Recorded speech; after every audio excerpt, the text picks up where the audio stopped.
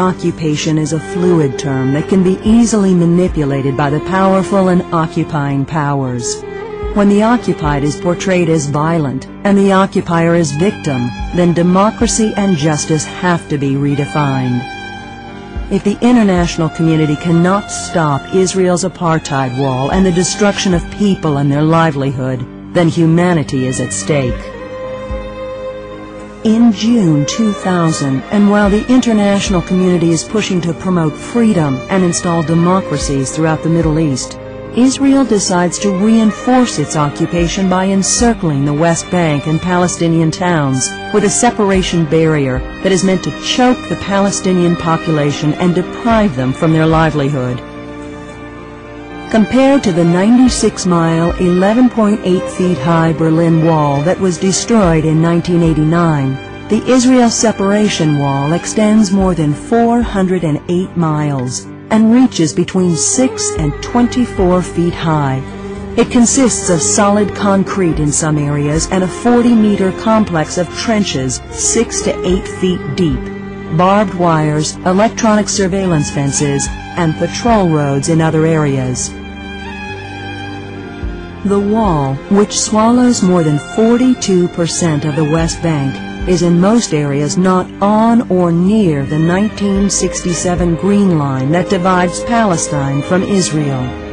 It snakes its path as deep as 10 miles inside the West Bank and encircles cities like Tulkarm and Qalqilia entirely, thus trapping all in its path and separating Palestinians from their families, homes, land, water, and livelihoods.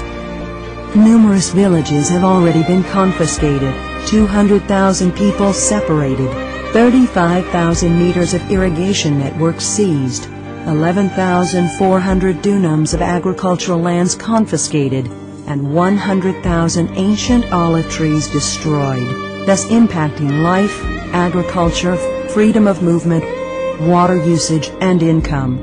By the time the wall is completed, the numbers will triple. The Ramallah district has been totally separated from nearby Jerusalem. It has been sliced from multiple directions. Massive land grab in most fertile areas and expulsion from areas around Ramallah city have occurred. More than 22 villages have been affected and entire communities have been imprisoned. In nearby Budris, the wall has engulfed most of its fertile land, separating farmers from their agricultural fields and leaving more people with refugee status. As if occupation is not enough to inflict hardship on Palestinians, the whole population now lives in ghettos with freedom of movement restricted to those who possess hard-to-obtain passes from the occupying power. Several neighborhoods have been entirely cut off, and farmers now require permits to go to their fields.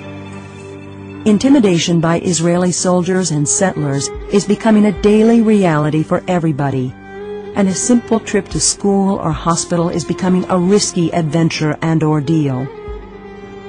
Immediately after its occupation of the West Bank and Gaza Strip in 1967, Israel took control of all water resources and prohibited Palestinians from water development and drilling the required infrastructure. To date, not a single permit issued for agriculture or domestic use in Palestinian areas has been granted. In addition to its undeclared agenda of confiscating more land and forcing people to become refugees for the third time, the separation wall aims at isolating more natural water wells owned by Palestinians.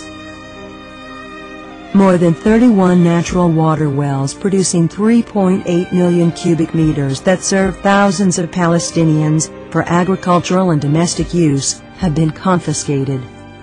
While the annual rainfall accumulation in the region is 47.8% in Palestine, 29.7% in Israel, 22.5% in Jordan, Israel's domestic water use per capita reaches more than 52%, leaving 30% for Jordan and 18% for Palestine. The hardest hit communities are Qalqilia, Tulkarm, and Jenin. In 1948, Qalqilia, the second largest accessible water resource in the region after the Jordan River, lost 80% of its land to Israel and 70% of its residents became refugees. Today, with 34 natural water wells, Qalqilia district is losing 50% of the remaining 20% of its water-rich land to Israel, leaving 36 towns confiscated and 90,000 residents unemployed. With the construction of the wall, Israel's policy of home demolition has intensified. The wall devours everything in its path, including agricultural fields and olive groves, as well as inhabited homes. Since its occupation of the West Bank and Gaza Strip in 1967, Israel has demolished more than 10,000 Palestinian homes as collective punishment, and now the number is dramatically increasing. More Palestinian homes will be demolished to leave room for the wall, and Palestinians are required to foot the bill. The gains for Israel, however, are tremendous. Israel now gained more land for agriculture, land for settlement expansion, total control of all water resources, a direct link to the Jordan Valley slicing through the West Bank, and most importantly, an end of a viable Palestinian state. Welcome to the new democracies of the world. Welcome to the war on terrorism. Welcome to blind justice. And welcome to your tax dollars at work.